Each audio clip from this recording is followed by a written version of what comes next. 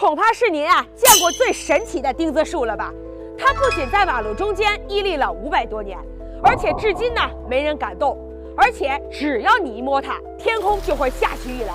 这个说法并非空穴来风。来，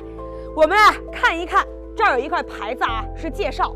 当年这村子修路，两头的路都修好了，就要经过这个古槐树嘛，就准备把它给砍掉。当时村民砍了一下，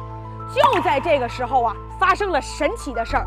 天空一声巨响，突然天空当中乌云密布，瓢泼大雨就下了下来。刚开始村民以为只是巧合，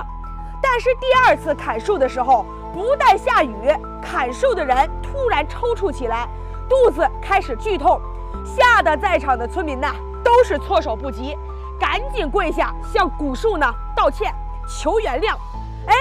砍树的人就在这时候突然好了，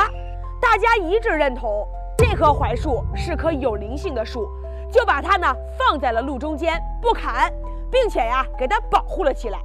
据村里的有些老人讲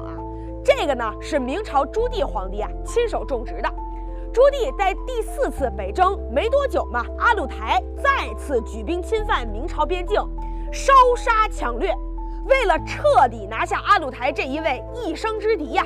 朱棣再次调集了5都之兵，在前车之鉴的情况下摸清了鞑靼阿鲁台的位置，说这阿鲁台已经逃往了达兰，便带兵急速追击，可是却没有见到人。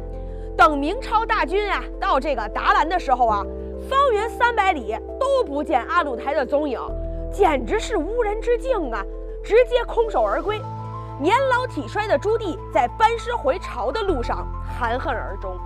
这位雄才大略的君主至死都没有彻底清除鞑靼势力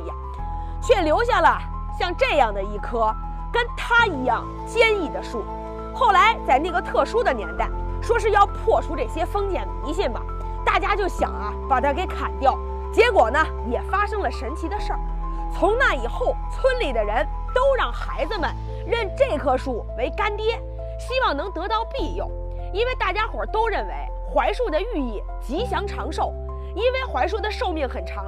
有些槐树可以活到几百甚至上千年了。